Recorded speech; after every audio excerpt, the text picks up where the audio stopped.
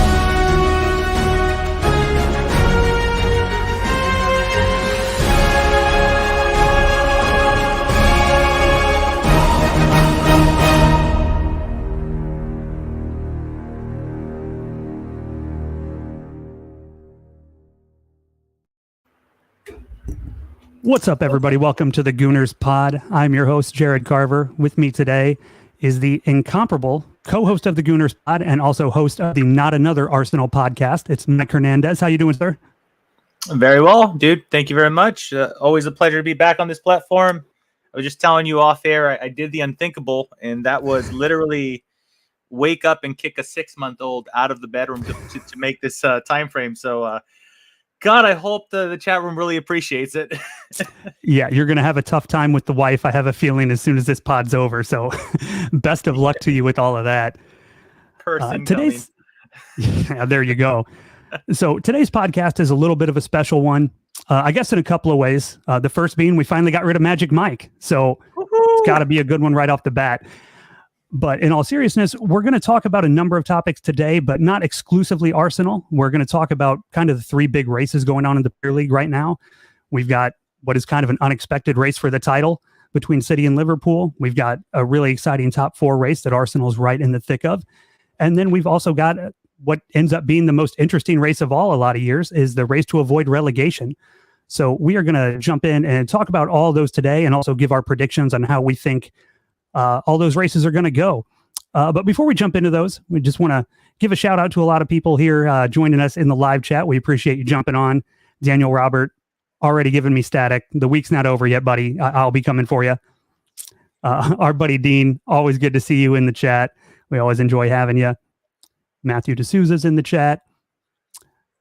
Sorry if I didn't read yours out. We've got a lot of stuff to get through, so I can't get to them all. But we're going to jump straight in and kind of start at the bottom of the table and work our way up. So we're going to talk relegation. Let me pop up here for you the current table. As we go through these, we do want to take a look and just for reference, give everybody an idea of where they're at on points as we go through team by team. And then at the end, Mike and I will give you our predictions on where we think these are going to fall and who's going to be headed down to the championship. So here's a current quick look at the table. So we're going to start off at the bottom with Norwich City. They're currently sat on 17 points through 27 games. This is one we may not have to spend a lot of time on. Usually the mark people say is about the 40-point number if you want to stay up and avoid relegation. For them to reach that, they're going to have to go on to the type of run that we're seeing, Arsenal or Manchester City on now, winning 8 or 9 out of 10. So this may be a short one, but Mike, give me your thoughts on Norwich. Any chance they do the, I won't say impossible, I'll say highly improbable and make their way out of the relegation zone? I'll go ahead. I'll say impossible. I'll go there. I mean, it's a tremendously uphill battle, man. Like, I remember whilst we were on the Buendia hunt, Tom Canton, he did a bunch of extensive research and he interviewed a bunch of Norwich City supporters. And one thing that he pointed out that their point tally with Buendia versus without Buendia was like night and day. Like the substantial amount of points that they managed to save with Buendia in the team it was just completely in contrast. And so like when he's not there, we had a feeling that they were going to have a bad season, but Jesus Christ, dude, like they fell off the freaking hill completely. And we're talking about one freaking player, but that one player that was the clog in their attack, and seemingly they that's it. Their attack is just null without him. Let me just take care of their goals. I'm sorry. Yeah, 16 goals all season and 27. That's pretty damn bad. And on top of that, they leak goals like crazy. So as far as Norwich City, man, I just don't think there's any way back. At this point, they're too far gone. A few more games, and they're going to even be more on the beach than they already are. Yeah, I'm with you. It's interesting. That's a good point. What a difference one quality player can make. But I'm with you. When you score goals as infrequently as they do, and you're as weak at the back as they are, they're almost not even worth talking about. I don't see any way they avoid relegation, and I don't see any way they dig themselves out of 20th, to be honest. I think they've found their level, and they're going to continue to be the team that sort of yo-yos between the Premier League and the Championship for at least another year. So as we move up, they'll get a little more interesting to talk about than Norwich. I'll pop this back up because currently in the 19th spot, we have the team we just handed a 3-2 loss on Sunday in Watford. They're sitting 2 points above Norwich, so not a big difference in the two, but it feels like they have maybe a bit more of a chance. Give me your thoughts on Watford. What do you think of the squad, especially after just getting a chance to watch them? Well, they seem to be a little bit more feisty or more willing. It's almost like the belief isn't sucked out of that team yet. Like even you saw it versus Arsenal too. Like even towards the very end, they were fighting us. And you know what? They were going toe to toe too. It was they played at home. It wasn't like they set up like two banks of four to defend and just make our lives miserable.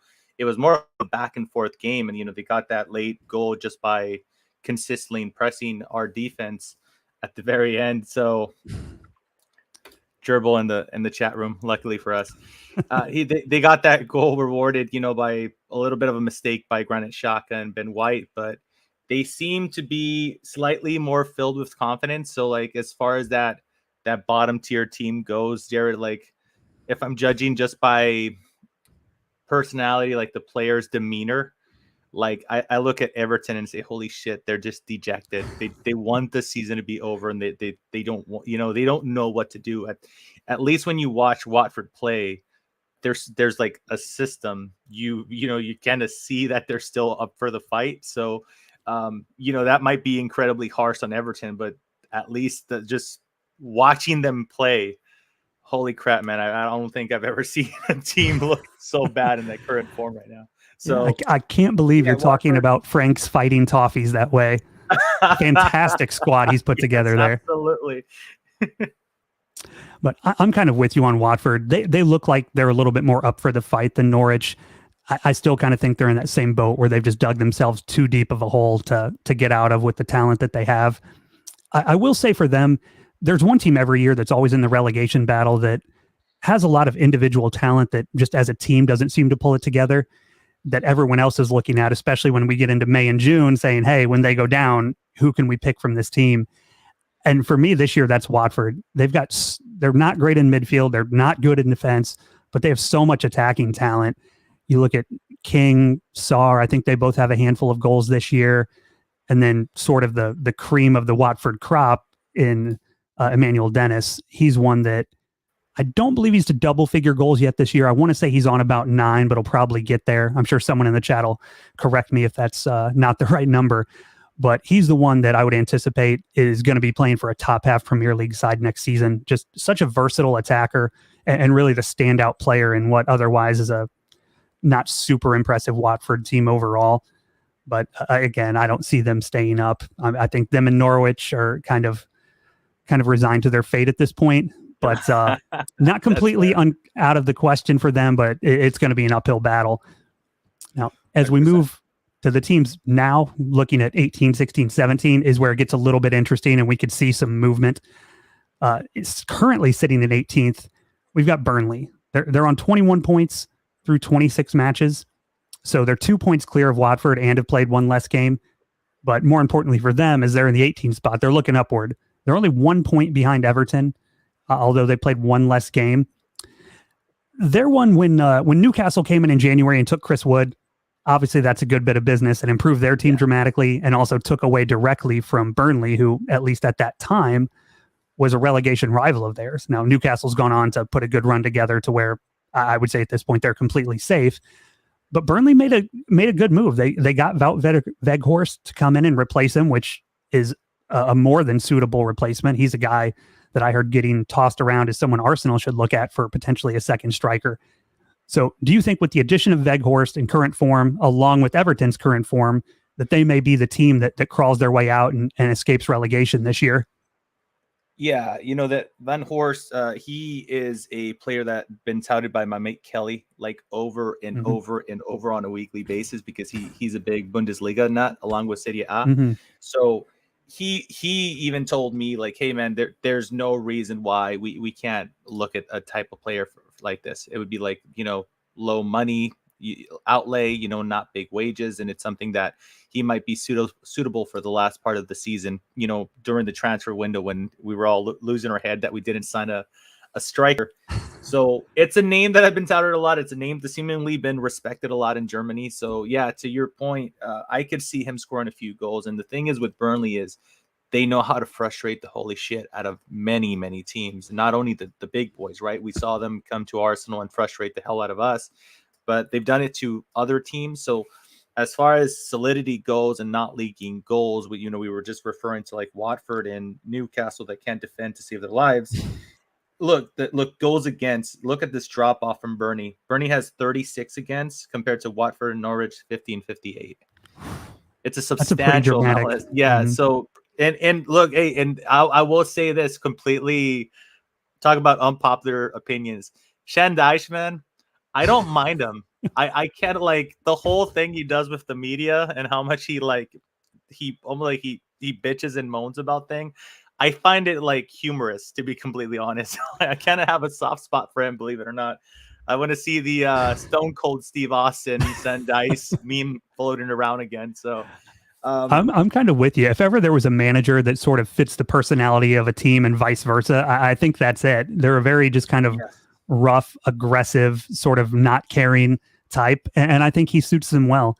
And they're a team that I think has a chance to avoid relegation this year because of it. When it comes to the relegation battles, I said I'm pretty sure they're going to go the whole season without receiving a red card, which that would be like pretty impressive in itself, just because they have that industrious type of personality or persona that like it's almost like the refs are like, well, it's what they do. It's kind of what so and that's what it is. They're a bunch of goons. They know they're a bunch of goons, and they go out there from the opening whistle and play like it. And I think, and you see this in a lot of sports, when a team is just overly physical and aggressive from beginning to end, it's almost difficult to call every foul on them and give them all the appropriate, because the game would never go on. So I think they get a little leeway just because they sort of play that way all the time. And is it right? Probably not, but they know their place and they know what they're doing and they get away with it. So, as long as it works to their benefit, why would they stop? There's a certain charm of not giving a crap. I agree. And so to say, and so piggybacking, we got this chat from Olivier. He just talking about how awful Everton was. He also says Burnley has a system. Everton just look awful. And I mean that's our next team on the list, right? So this is a team with a lot of things going on, in the sense that they spent money in order to try to be up with the big boys. Like they wanted to compete with the top six.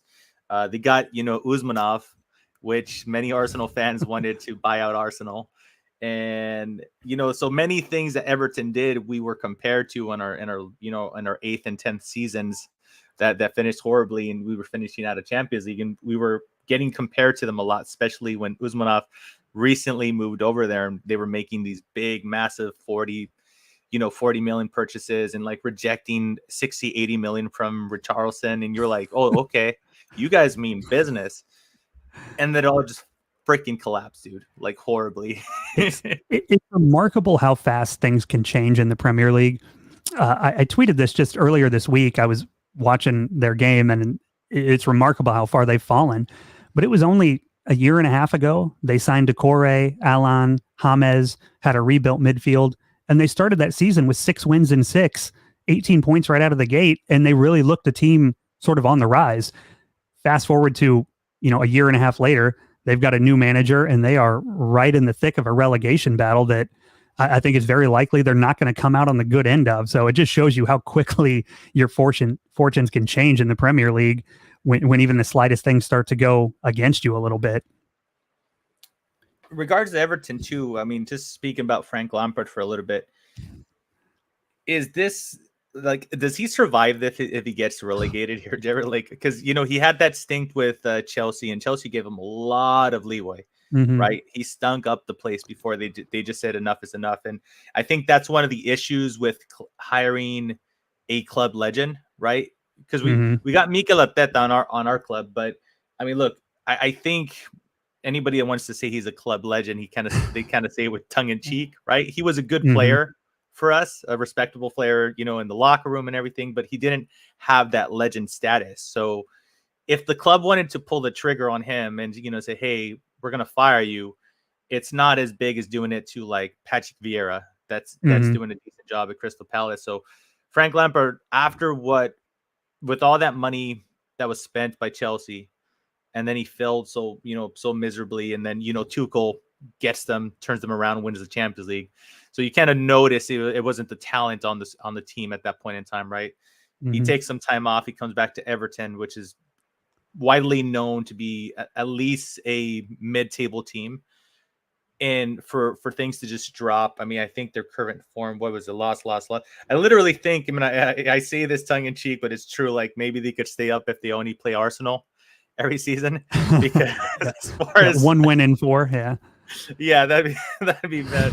I know that what a game that was, but yeah, as far as Lampard's reputation there, do you think, like, where does he go after this? If he gets relegated, do you think he sticks around, or is it first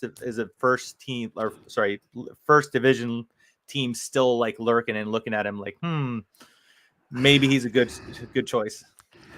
It's tough. You know, he may be a guy that ends up getting a year off if Everton decides to move on from him. You know, if they go down to the Championship, maybe they keep with him just so they don't have to pay him off and pay for a new manager after taking that financial hit of the drop down. But he's certainly not on a good trajectory. Neither is Everton in terms of their coaching choices. I mean, you go from Ancelotti to Benitez, now to a failed Frank Lampard coming off of just a horrible time at Chelsea. It's hard to say if he fails here and gets relegated that I'm not sure anyone would be really in a hurry to jump in and be his next job. I certainly wouldn't be if I was running a team, but you never know. He's still a huge name in world football. He is a legend for a reason. He was a phenomenal player, and that carries a lot of weight. And to your point earlier, I think he did get a lot of leeway at Chelsea because of his status with the club, probably undeservedly, which is exactly why I don't want to see like Thierry Henry ever as the manager of Arsenal. As much as we love them as players and club legends, when they come in as a manager, there's going to be a point when things go bad and you kind of have to dislike them a little bit. And I don't want to see that happen to all of our favorites and guys who have statues outside. So I think that was a good point on Lampard, and it's why I hope Arsenal doesn't ever go that route. Then just hashtag Jerby bomb right here for what it's worth. Sutton United have said they have no interest in hiring Frank Lampard. And I mean, nobody more linked and close to that club than the gerbil. The inner circle of Sutton United is the gerbil. That is an absolute fact. So we're going to move on quickly to the next team, and probably the last one we really need to talk about in the relegation battle here. I'll bring the table back up quickly. It's Leeds United. They're currently set on 23 points. They are a couple points ahead of Everton, but have also played one additional match. So they're certainly in the advantageous spot in this group of 5 that we're looking at, but definitely in the danger zone. Have you got a chance to watch Leeds lately? What do you think of the way they play? They've obviously got a new manager in Jesse March. How do you like their chances? Yeah, I mean, look, I didn't get the opportunity to watch the last game, but everything I saw on my timeline, because there's a lot of a few fellows that are Americans that I know, they were kind of praising the way they played in contrast. You know, they essentially, Everton had their manager bounce and it did nothing for them. Now, for the following weeks, we need to see how Leeds United react to their new manager. You know, they kind of lost or tied that last game in a heartbreaking manner, if I'm not mistaken, is what I gather from my timeline. So it seems like there's a little in their step, but you know that team, man, it's so weird for me to see Leeds United without Marcelo Bielsa, because I'm such a big fan of El Loco and the fact that he's gone, you know, but it looked very nice of the club hierarchy for giving them that amount of time, because they have been in bad form for a really long period, but they have good players. You know, Leeds United, you know, I know that you mentioned Watford, but Leeds United is one of those teams where I could look at maybe like 2-3 of those players and be like, I Mm-hmm. wouldn't mind them at Arsenal. So they have a few good players, but I don't know. My money and my speculation is still on Everton. There's something about that club that I feel like they've just given up on life. They got the turmoil, that everything that's going around with their owner right now currently. And I just think mentally they might have already checked out. So I'm gonna big call here. Famous last words. I see Leeds United somehow manages to stay up in the first division. I'm with you. I think they're going to stay up as well. I did get a chance to watch some of the second half against Leicester at the weekend. And while they didn't come out on top, they lost 1-0 on a play where they kind of just completely shut off. Leicester just moved it back to front with very little resistance. And Harvey Barnes, put in a nice finish to get them a 1-0 win. But for the majority of the second half, Leeds looked the better side. And I thought you could see a little bit of pep in their step. I was with you. I hated to see Bielsa go. He did so much for them. He got them back to the Prem, had them playing really well. And I think if not for a lot of injuries that they've had issues with, they probably are more mid-table, somewhere in the 9 to 12 range where he likely would have kept his job. But that's the way things go. Guys get hurt. And if the team doesn't kind of find a way without it, the manager is usually the first one to go. I'm also a big Jesse Marsch guy. I know a lot of people here in the U.S. kind of had him tabbed as the guy they'd like to see take over the U.S. national team for Greg Berhalter. I'm one of those people. I thought he would have been a good fit, but I'm really happy to see him get a chance in the Prem. I hope he does well there. I hope it works out, and I hope that Leeds stay up and he gets a chance for a full season at it. I'm with you. I'm picking them to do so, but I think it could be a close one. The other teams we show in the relegation battle here, I look at Brentford and Newcastle, and I think they're both relatively safe. So we're going to kind of focus on those bottom 5 we went with. I think we've kind of already got your answer, but give me your 3. Yeah. Who's going down this year? It's going to be Norwich City, Watford, and Everton. That's what I'm going for. I think Burnley's going to manage to get out there. They're going to just annoy and just tie the holy hell out of people. I think they're going to pick up some annoying 3 points and upset somebody. But yeah, I think they have enough in the defensive solidarity to stay up. So Sundeis, a.k.a. Steve Austin, will stay another He's back. year. He's back. Yeah, this is one I wondered if we would differ at all, and we ended up falling the exact same 3. I think Norwich and Watford are pretty much a given with their point totals they have now. But I'm with you. Everton looks like they're in shambles, and in a very tough relegation battle. It's interesting in that I think if you just looked at the individual talent of Everton and Burnley and did a combined 11, I think Everton probably has the majority of the players in it. But when you're in those battles like that, a lot of it has to do with mental and physical toughness. And I think if you're looking at it through that lens, if there's one thing Burnley has in spades, it's a lot of toughness about them. And I think that's going to make the difference. And, it may come down to the last game of the season, which is what makes the Premier League great, is the excitement of even the bottom teams playing on the final day. But I'm with you. I like Burnley to overtake Everton, and I think they're going to get the job done. Yeah, and for what it's worth, something that popped in my head is it kind of says something about the level of the league when we're looking at these bottom 5 and we're thinking there's a really good player. There's a quality player. There's a quality player. And I think that's pretty cool in the sense if you're like primarily just watch this English Premier League, that you do have that thing where somebody mentioned Bamford at Leeds, and they also have Phillips. Those are pretty decent players that you could see playing like an Aston Villa team or higher. And it's just nice to have that competitive level. It's nice to just go into a game that doesn't involve City or Liverpool and just assume that A team or B team is going to completely roll over because they have those sparks of magic. So I just think it's a cool part of the English Premier League. I agree, and it's. I think top to bottom, I've always said it's the best league in the world. And I think what you're highlighting is kind of the reason for that. Everybody's got good teams at the top, but we just saw a couple of years ago, Norwich City goes to the Etihad and beats Man City. Liverpool, when they were on their huge run, I believe that ended when Watford beat them 3-0 and dominated them. So it really is you don't want to say any given Sunday, but the teams at the bottom are very capable of beating a lot of teams at the top. So it's kind of what makes it difficult to project where people are going to finish now, especially as we get up into this top 4 race, because there are no easy games, especially if you're away from home. But it is the reason that the Premier League is so special and it makes it entertaining, is that we have the best quality of football top to bottom anywhere in the league, and it makes it a lot of fun. Beautiful stuff. Before we move on, Jared, you want to answer Moss FC's? I think asked, Moss FC already knows my MLS side. I'm live in the Chicagoland area, so the Chicago Fire are my team. They've struggled the last couple of years. Were very poor last year, but this year they brought in Xherdan Shaqiri, so the most exciting signing we've had in quite some time, and it's brought a real buzz. I went to the home opener this past weekend for his first game at Soldier Field, and it's interesting that it's almost the same buzz if you went to a game and when the ball even comes to his feet at midfield, for the MLS level, it's like Messi's on the pitch.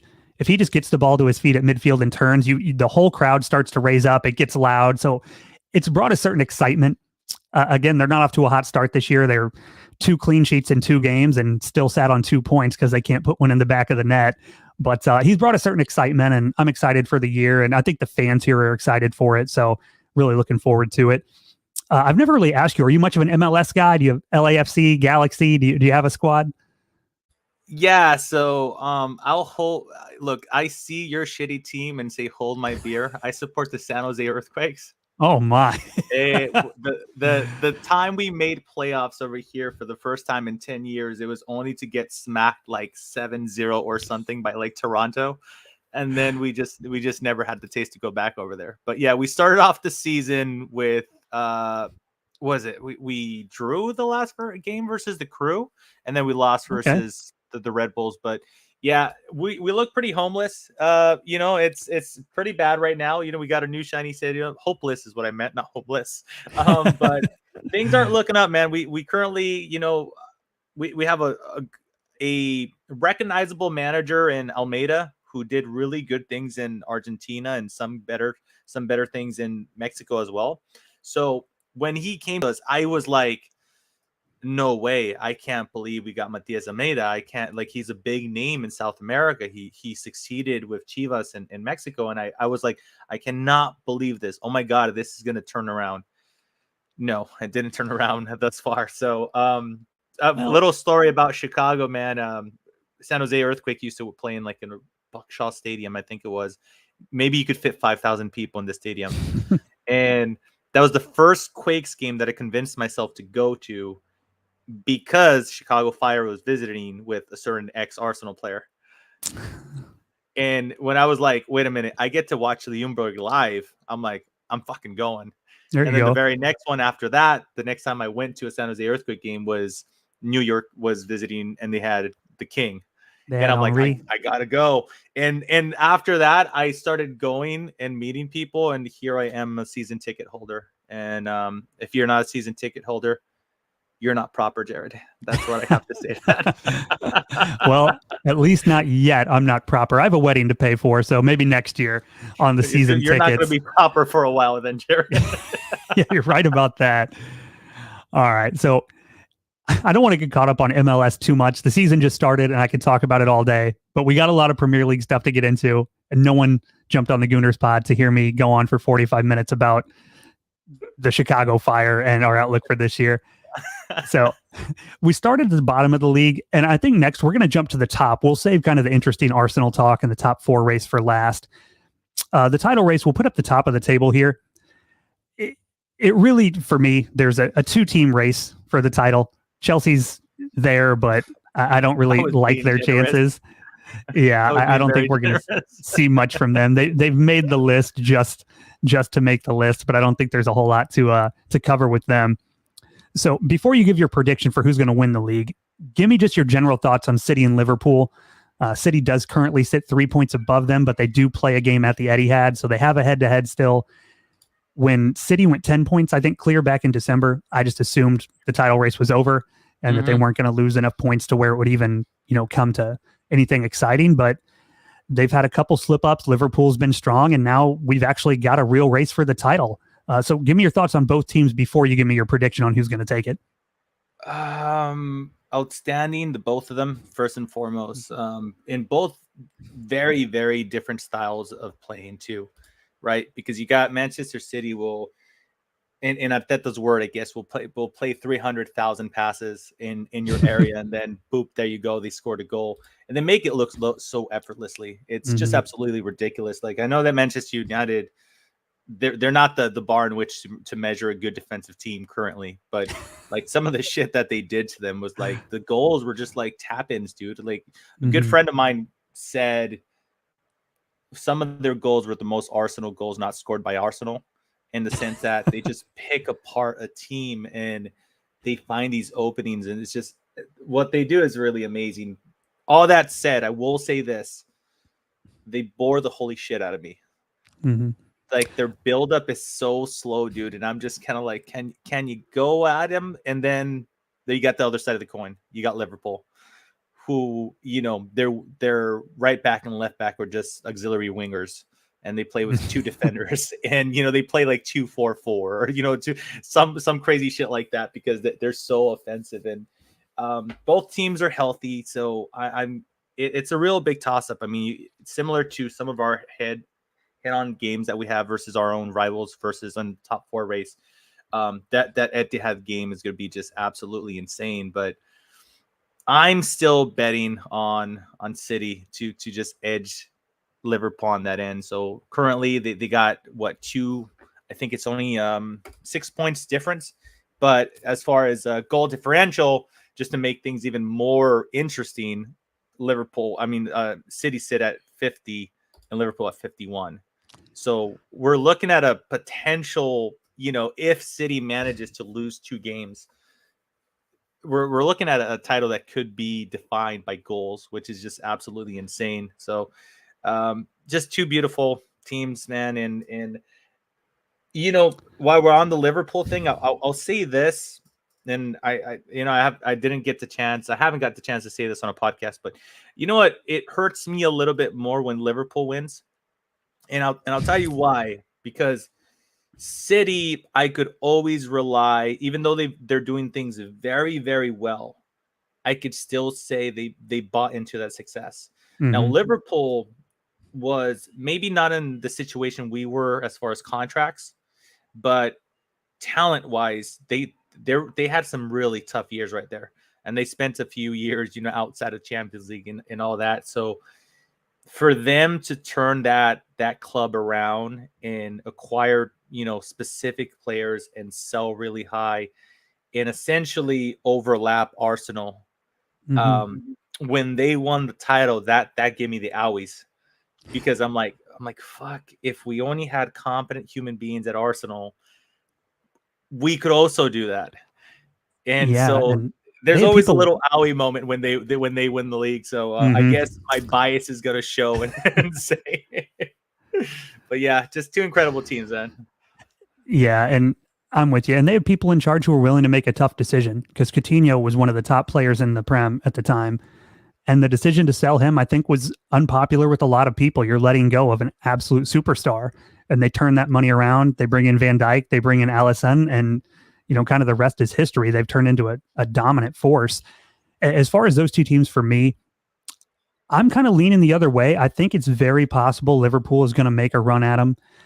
The head-to-head game, while it's at the Etihad, for me, Liverpool's advantage at Anfield would be a bigger advantage than City has at home. I feel like it plays more of a role for Liverpool than it does City.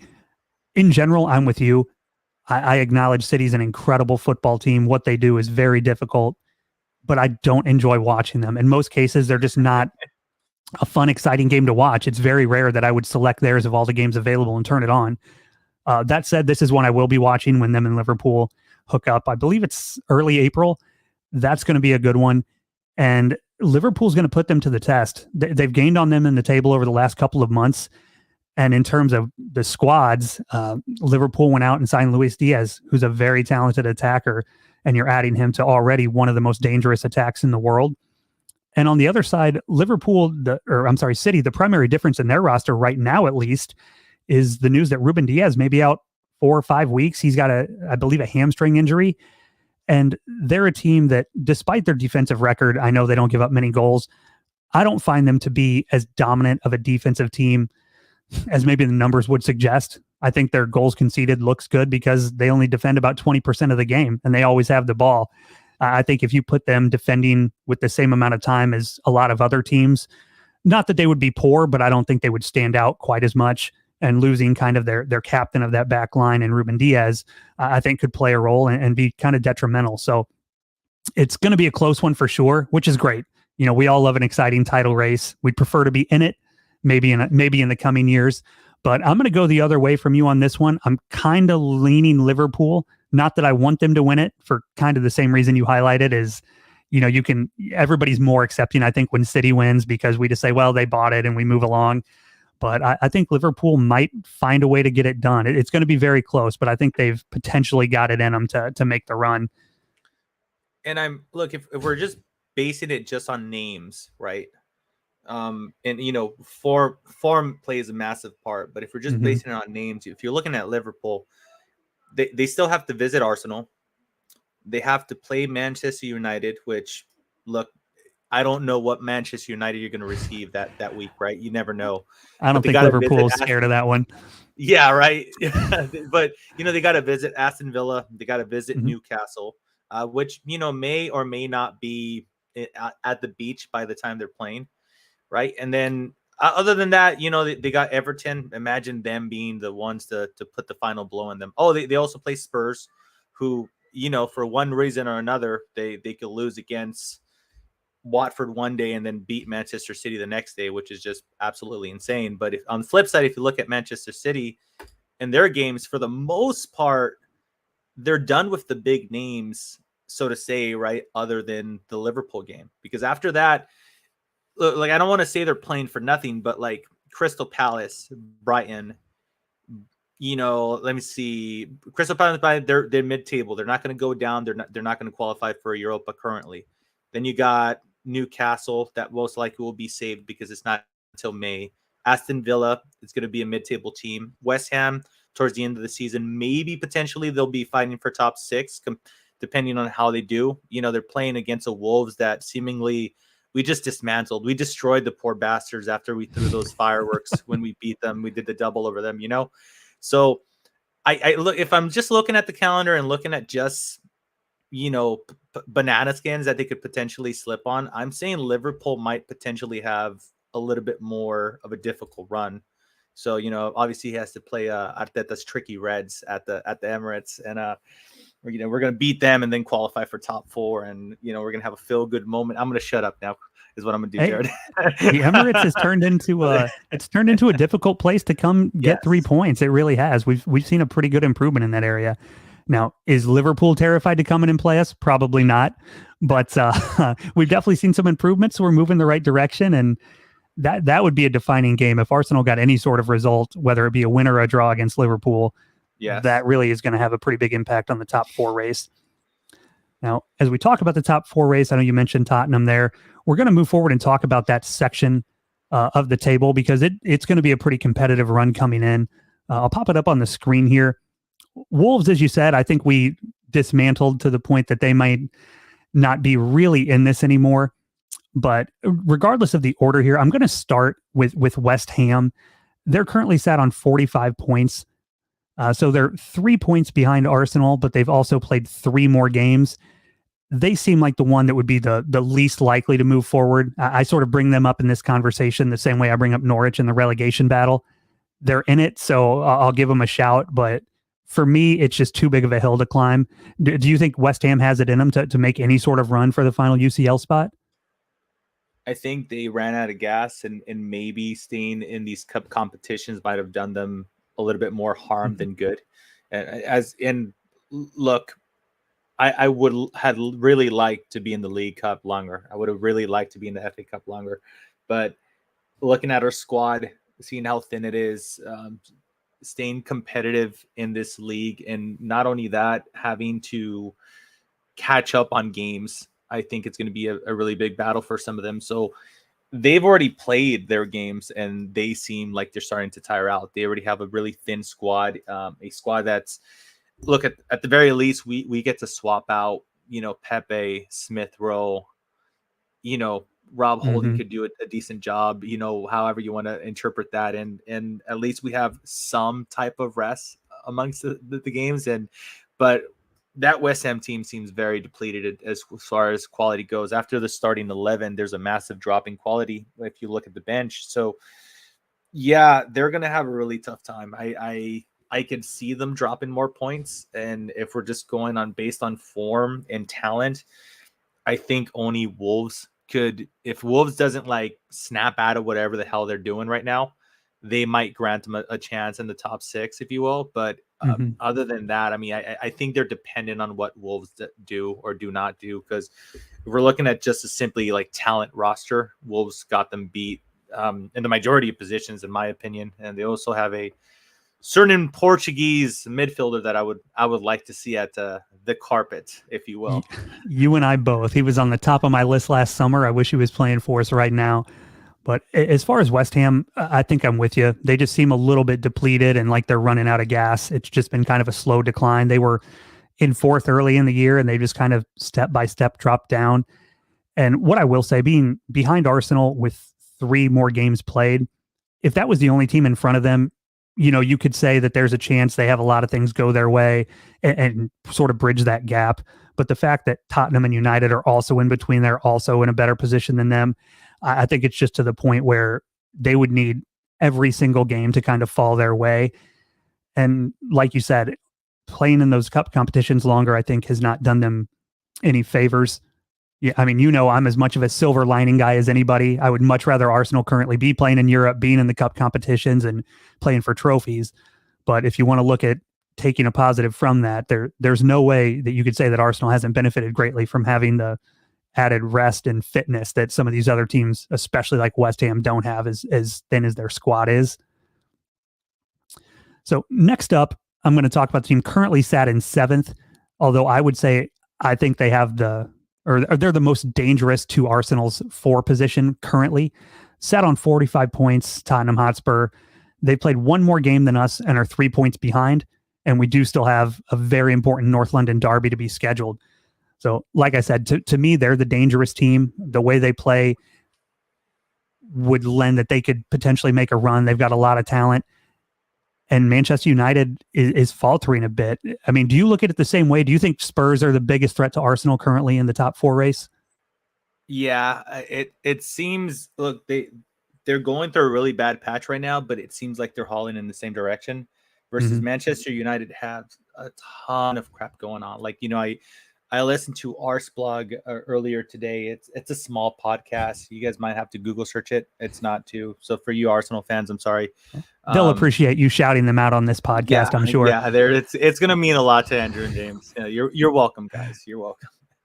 But jokes aside, James brought up the fact that, you know, like there was a little bit more to the whole Ronaldo not being there.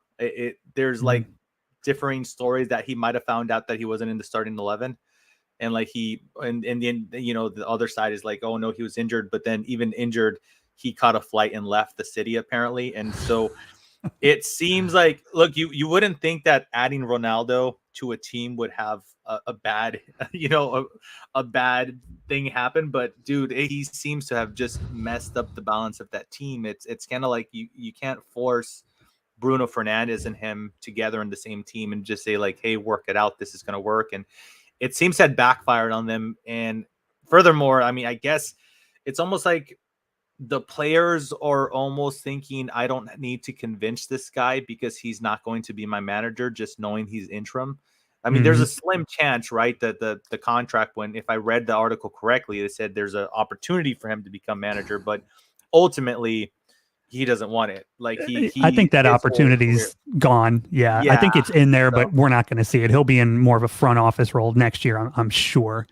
Yeah, so that's dangerous in itself. But on current form right now, you got the Greenwood thing going off the field, which only hindered their attack. You know, and their defense is like Maguire is, you know, dummying balls through his legs for attackers, and it's a real dude. You know, guys, I mean, glorious. I'm gonna plug another real small podcast, a small podcast that I run, not another Arsenal podcast that you mentioned earlier today. We spoke about United, quite frankly, more than we did Arsenal last night. But it's just, they are us 4 or 5 years ago. Mm-hmm. And we highlighted a few of their contracts, and so many of their stars are on 200-300 plus, and there's so many of their stars running down their aging contract, players, aging players, players that are leaving at the end of this season. Like we were speaking about Pogba, like he's gonna leave for free. Like, listen, I'm not gonna say that the media doesn't portray them like they do Arsenal, because quite frankly, I Google search Arsenal every day. I don't Google search Manchester United. So I don't know what's being written by them. Everybody I follow on Twitter, 99% of them are Arsenal fans. So I can't say that United aren't getting beat up for that, but a Pogba at 28, I believe, so he'll be 29. He still has some games in his legs. So the fact that he's leaving for free is just bonkers. It's brutal. A player like that's worth north of 50 million to have him walk out the door for nothing when the rest of your team is in shambles. That's the type of thing that everyone criticized Arsenal for, not selling well, letting players leave on a free. And they're doing it sort of to the nth degree with a super talented player who's currently in his prime. And for me, the problem with United, and they have a number of them, they have a lot of big personalities who, in a squad that's playing well, they're a bunch of front runners, they're a bunch of fair weather players. If their squad's playing well, they're going to look like world beaters. But they're also a bunch of what I call finger pointers. As soon as things go bad, I'll give you an example. In the Arsenal game, when Gabriel gave up that easy goal 2 games ago, just absolutely gifts the team the ball, it goes in. Aaron Ramsdale's over there patting him on the back saying, hey, let's go, we're good. When you watch United play, anything that doesn't go their way, everybody's pointing at everyone else. There's nobody taking responsibility. And it shows. You have a lot of players with a poor attitude. Bruno Fernandez is a fantastic talent. If you put him in a team that's playing well, he's going to look like an absolute superstar, bags of goals, bags of assists, everything's good. But as soon as things falter, he's the first one that has that crybaby mentality that he wants to blame everyone else for not making him look good. And when you get a team that has one guy like that, you can sort of work around it. 2 guys, it gets more difficult. They've got a handful of them, and it's starting to add up pretty quickly. And for all of us, it's glorious to watch because they are absolutely falling apart, and we all love to see it. They've also, in terms of the top 4 race, they're still in Champions League right now. They've got 2 strikers that have a combined age of like 112 that are both injured or supposedly injured, who aren't readily available.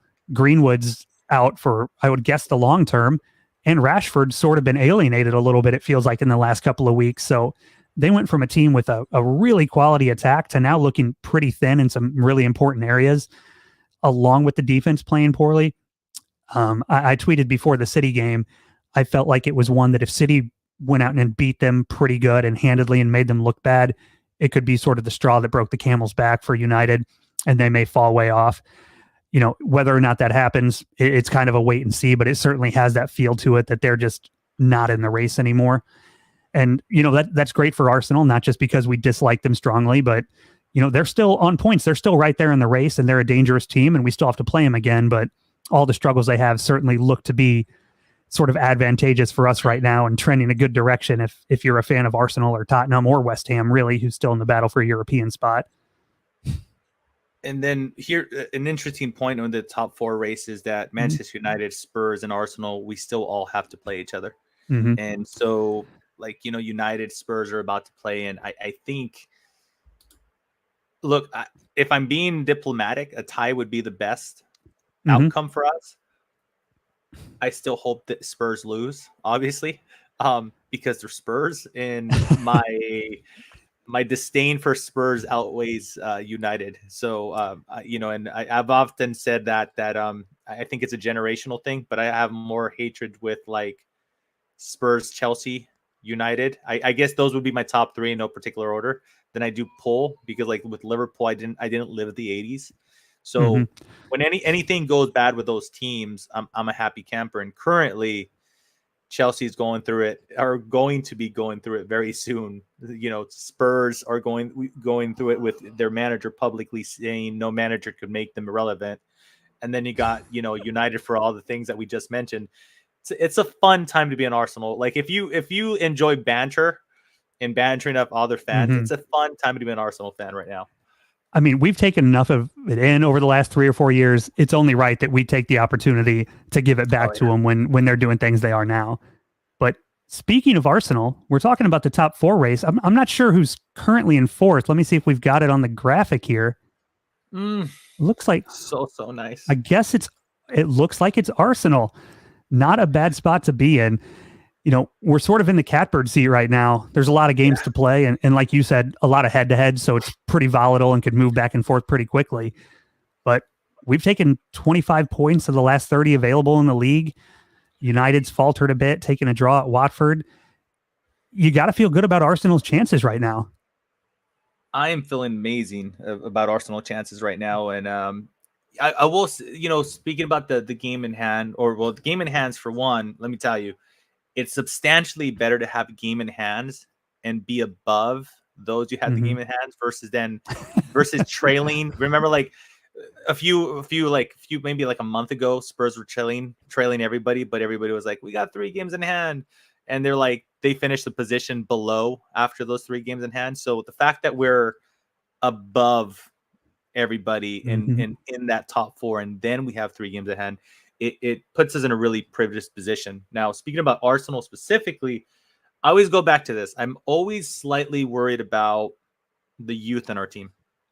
And maybe it's just paranoia. I don't want to allow myself to like dream and be happy, because we've been through some rough patches the last couple of years. But I look at a game like Watford and I think to myself, I felt like the team didn't get out of, first gear, right?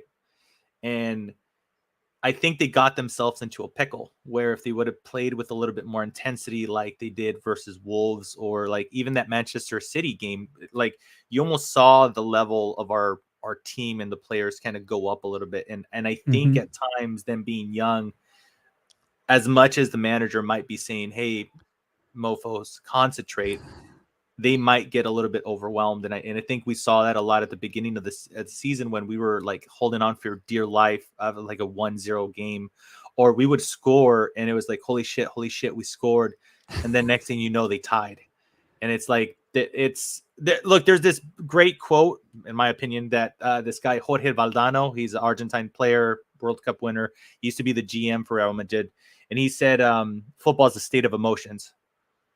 And so, a game of football could take you through a roller coaster, right? 1 minute you're freaking losing your shit. Your heart rate's going. The other minute you're cool as a cucumber. And the other minute, like myself, I'm in like, I'll be like purposely putting myself in the kitchen, making myself a cup of coffee to not look at the final 5 minutes of a game.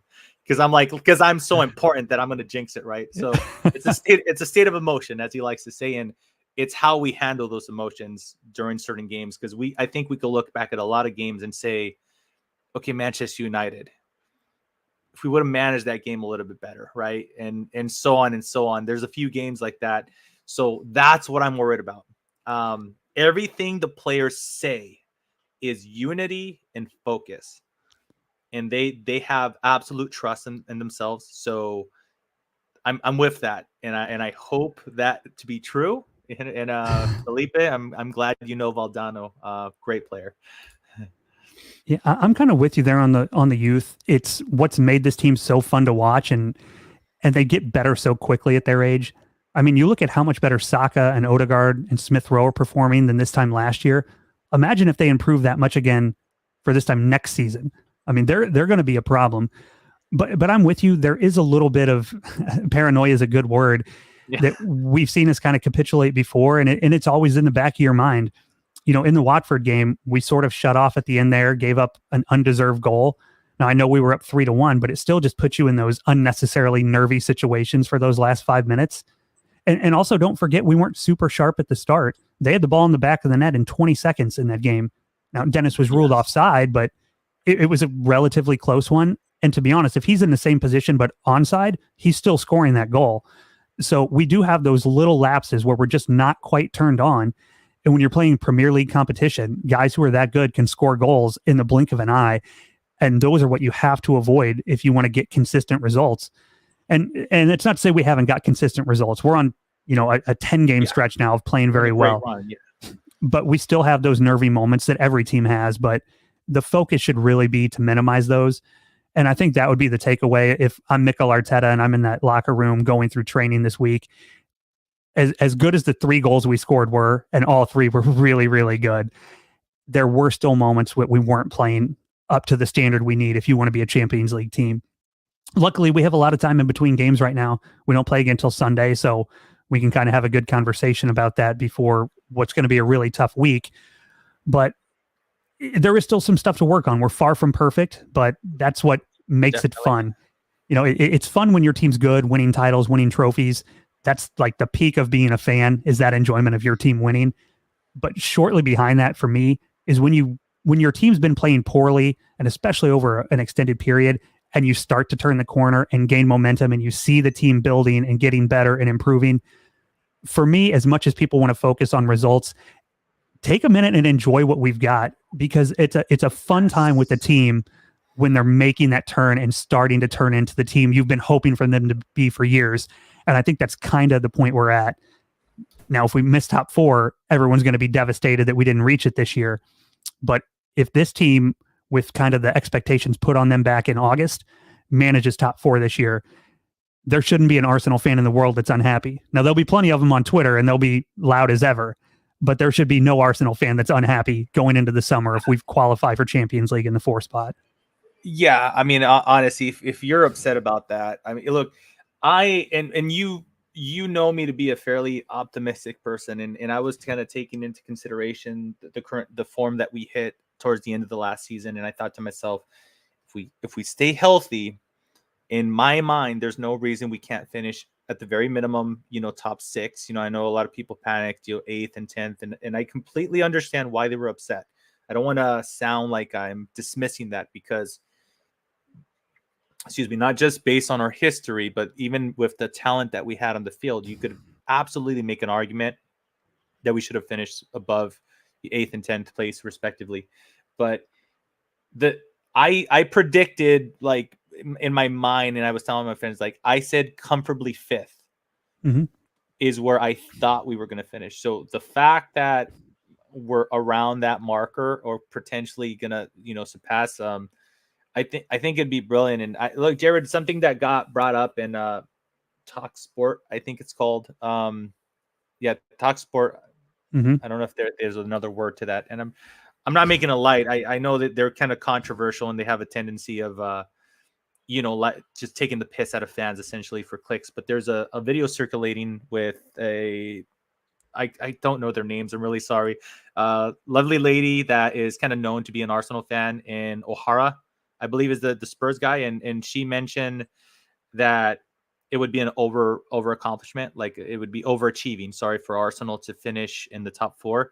And look, I think if you're looking at it current form, you might be like, no, it's not an overachievement, because, they're there. But I think if you go back and you look at the reaction after our summer transfer window, and then the 3 games of the season started, how we started with Brentford without our strikers, Chelsea and City, of course.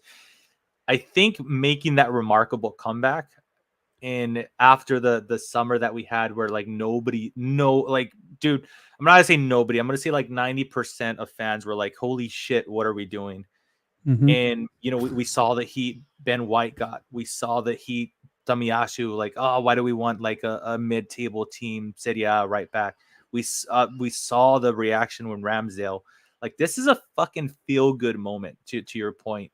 So I just love that we are where we are. And look, I share a group with a big group with a lot of mates of mine, and we've got two friends of mine, and I'm gonna give them a shout out, Tim and AJ.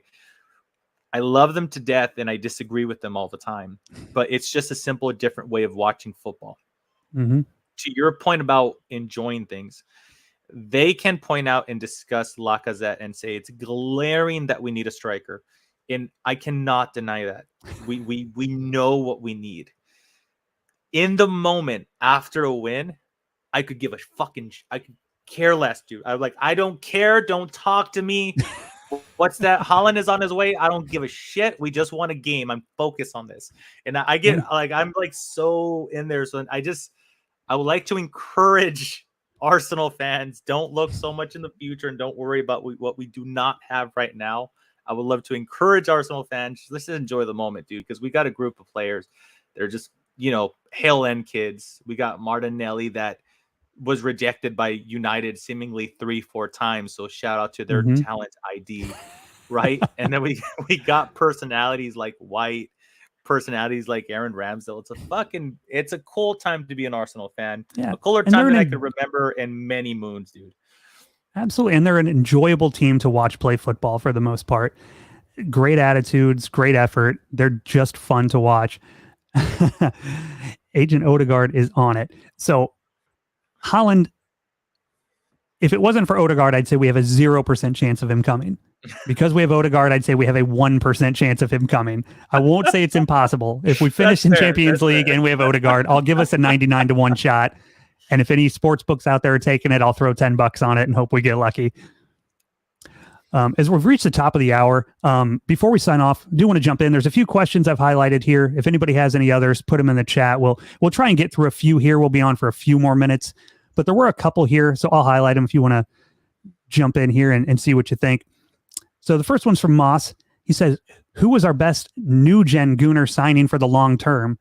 Odegaard, Ramsdale, or Benjamin White? Dude, I have a soft spot for different reasons for all of these players. I'm gonna go. I'm gonna vote for Odegaard, and it's not only just based on the current form that he has, but because I'm an avid watcher of La Liga, and I've kind of seen his trajectory and what he's gone through at Real Madrid, wanting him, not wanting him, sending him to Real Sociedad. And here's the funny thing: is this player has been like, if you're not gonna let me play, just let me leave. If you're not gonna let me play, let me leave. And they kept on loaning him out, and they kind of kept him there maybe a year or two longer than he really should have been. And so he's been through one hell of a comeuppance in the world of football. You know, he's been in the spotlight since I think he was 15, 16, publicly kind of slated by Ancelotti when they signed him as a publicity signing. So he's been through a lot. I think he has thick skin to come out from that. You know, we've seen a lot of players that they go through public criticism and maybe they don't handle it as well. And so we are fortunate for us, we have a lot of young players that had really good heads. And then I'm going to say the one that was a little shaky, that had like a history of not being the best team player, you know, in Guendo. It's almost like that just like zoned in and said, nah, this is coming out of the club. We can't have this. And I like Guendo as a footballer. I really do. I rate him probably higher than, you know, in the higher spectrum of midfielders. And I do think he has a future to be a really good player, but his attitude kind of let him down. So 3 excellent choices there, but I'm going with Odegaard, man, just because I've been watching this kid play on and off for a very, very long time. And more so than White and Ramsdale, because I within the league, I don't have a tendency of watching every game within a league. I kind of pick and choose. So it's like Arsenal specifically, Milan specifically in Italy, and then Spain. Like I'll watch what I actually like Real Sociedad just because of how they started their history and their rivalry against Athletic Bilbao, because they, you know, for a very long time they were just recruiting players from the Basque area, and Athletic Bilbao still does that. There's like no foreign players, and I think it was pretty cool. And because one thing led to another, I'm like, oh look, that's a pretty good team, because I didn't want to be that guy to support Barcelona or, you know, Real Madrid. So I kind of went with an odd choice, and little did I know Odegaard was going to play there. That is my extremely long-winded answer to that. Yeah, I'll jump in on this one too. For me, I would agree it's Odegaard. He's just such an elegant footballer. When you look at somebody and just say that's a class player, you see it every time he's on the pitch. And he's also a guy who almost every game, I feel like, has been his new best game. He just improves quickly. He involves everyone else. And now the team focus on him. Anytime we gain possession, almost immediately, the look is to find Martin Odegaard in the middle so he can turn and get the attack moving. He's also the guy who's probably doubled in value. Would we sign him for 30 million? And that's a fair shout. It's unfortunate for Real Madrid fans that they have a setup where in the year 2030, they're going to be starting Cruz, Modric, and Casemiro in midfield. They refuse to change those 3. And much to their detriment, because I guarantee you when Modric leaves, it sure would have been really nice to have Martin Odegaard to step into that spot. And they sort of passed on that, which is their prerogative and very much Arsenal's benefit. So I'm very happy to have him. All right, I'll move on to the next one here, Mike. This comes from Chris. He says, injuries make me nervous. You and me both. But what's the over-under on Xhaka getting another red card? I think, you know what? I've noticed that Xhaka has been on his best behavior, and I've noticed that when any like controversy happens, it's almost like his teammates are playing bodyguard for him. Like 100%. Yeah, there was an instant in the Watford game. I had a quick, if that was Xhaka, it would have been a red moment, and it was just there was like some small tackle, and Xhaka, got up and he was saying something. He turns his back, and this Watford player comes through and shoves him right from the back, and I'm like, what the shit, right? And immediately Xhaka like turns around and looks at him, and I think it's Gabriel that's just Thomas Partey arm around him like, hey, get your ass over here. So he's a few things. Look, he's a few things. Yeah. Like, how much time do you have while we discuss Ryan Xhaka? I think his own teammates are taking accountability and kind of mining his personality on the field, but also as of recently, he's not spending that much time in our like defense. Like for a really long time, we relied on this kind of system where Tierney bombed up on our left and Xhaka became our left back, or he would just tuck in between our center backs. We're kind of been seeing him playing a little bit more advanced and Partey staying a little bit deeper. And I think that worked out for the both of them because Partey has a quick trigger when it comes to releasing the ball in transitions, which helps us get the ball into our final third quicker, which now our counterattack seems to be like substantially better than what it was with the slow buildup that we had. And Xhaka doesn't find himself in that situation as much, at least from what I could tell the last 3 or 4 games, where he's like, I need to be the defender. Like if we even just like go back and watch that first Watford goal, he was there, but he wasn't the left back. It was actually Gabriel Martinelli essentially was our left back at that moment. Tierney dropped into the middle of the box to defend. And so I think he's kind of staying out of those situations a little bit better. So as long as he doesn't have a Xhaka moment, I think he's safe, man. I'm going to say he's safe for the rest of the season. I think he's going to, that's probably the biggest prediction I've had. That's right? The bold prediction of the show. Absolutely. Of all the predictions we made.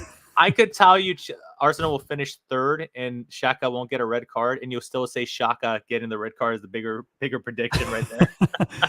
And it would be the most detrimental if he gets a straight red where we miss him for 3 games. It's going to hurt bad. So we'll hope we avoid it.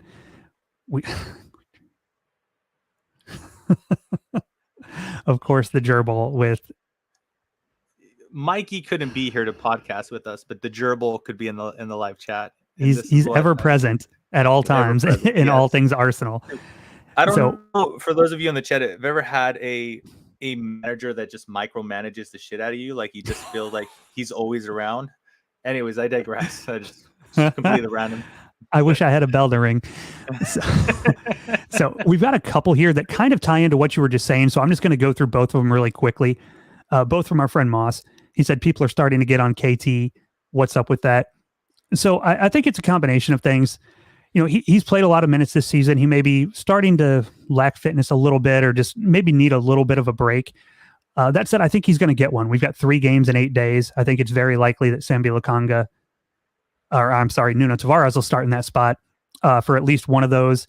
And KT in general, he's a solid performer. You've got to give him a little bit of a break at some time. No one plays perfectly. And I thought it tied in well with what Mike was just saying, that we sort of changed the formation and the way he's used a little bit, where instead of having him forward all the time where Xhaka fills in that space, we've seen Xhaka very far forward. So it's kind of changed his role a little bit, and it may just be a matter of taking a little bit of time to adjust to that. But I don't think it's any sort of long-term issue. He's still one of our consistently top performers and one of the favorites to be the captain next year. So I'd kind of take this little run of maybe not quite being in form with a grain of salt. I'm not too worried about it. The other question he asked was, do you think Nuno or Sambi needs a match? It's been a while. Nuno, yes, I think he's likely to get one for what I just said. I think KT will get a bit of a break. Sambi, I'm a little less sure on. There's such a drop off, and he's a very talented young player, and I like him for the future. But there's a significant drop off now when you take Xhaka or Party off to bring him on. So with the fixture congestion, I could see him maybe getting a start in one of the next three. But in general, I don't think we're going to see him start unless we have some sort of other issue or a Xhaka red card where he's absolutely necessary. And the final question we're going to do, I'm going to go to Matthew here. We're getting on towards 5:15 my time, so we're going to cut it here quickly. But I do want to get this question out for you, Mike. From Matthew D'Souza, he said, does Arteta trust the squad enough to rotate, or will he play the best 11 every game from here on out?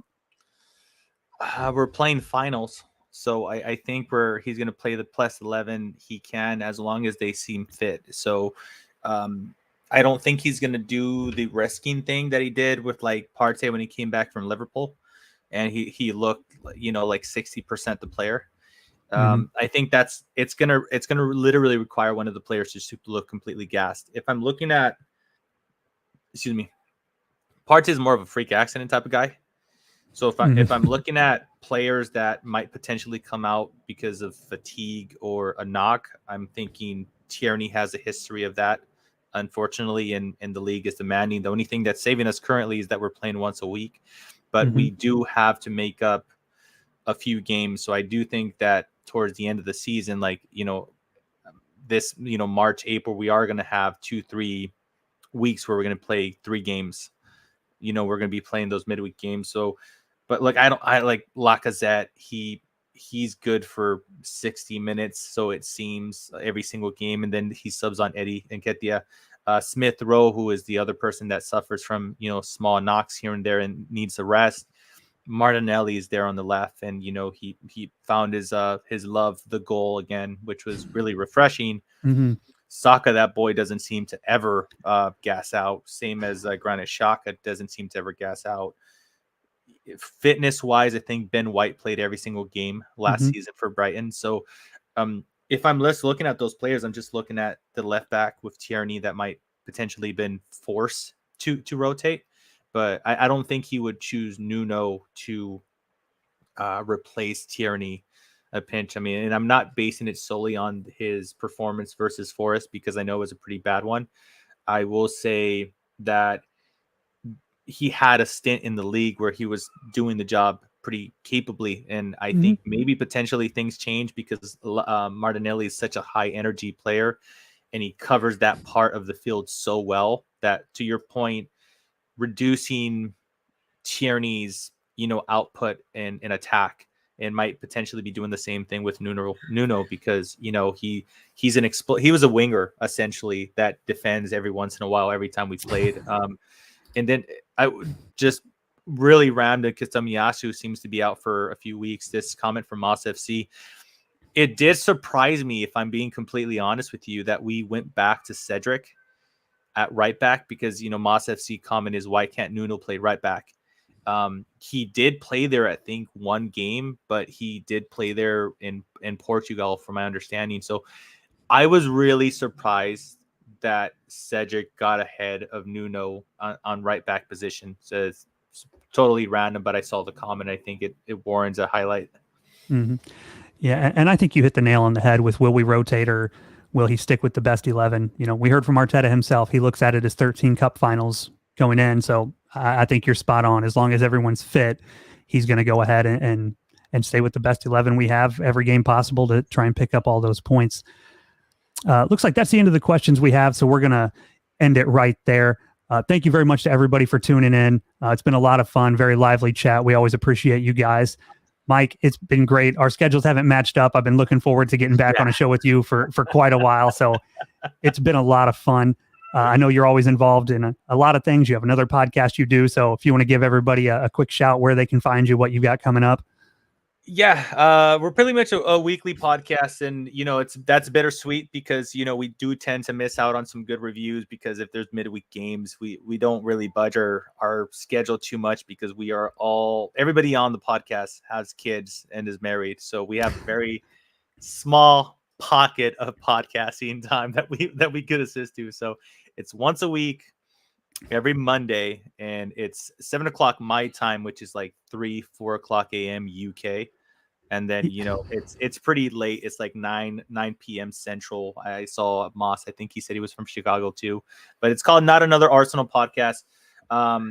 We try, opposed to other podcasts, we don't have a lot of guests on, and it's not because we don't like other Gooners. We have a really close, small circle, and we actually love the people we've had on. But we kind of adopted we really like each other's company type of method to podcasting. And so when the 4 original people on the podcast we just really enjoy each other's company, and it turns into a good laugh for the most part. So we like to say often that Sebi and I provide the chuckles, and then we got our good friend Kelly and Chris, who are just lethal with how they dissect games. They're very tactical, XG driven, stat driven, and so we have a pretty decent balance. So it's essentially a show of Kelly and Chris being experts, and Sebi and I just acting fools, putting on our tinfoil hats, as we like to say. So, Not Another Arsenal Podcast. If you can, I'd appreciate it if you drop by. Yeah, and if you haven't checked it out, I have to say, and it's not just because Mike is one of my buddies, it's one of the more entertaining podcasts where it's a 4-person that has unbelievable chemistry, and I get a lot of enjoyment out of watching it. I usually catch at least the first half. It starts a little bit late my time, at 9 p.m., and I go to bed pretty early, but I always enjoy dropping in and seeing what you guys are up to. For me, if you're looking for anything I've got coming up, really not much on the books other than here on the Gooners Pod. You can find me on Twitter down there at JC_AFC for all your random Arsenal commentary and a little bit of statistical analysis here and there. But for today, that's where we're going to leave it. Thank you to everyone for joining in. We look forward to seeing you coming up soon for our tough run of games next week. And as always, come on, you Gooners.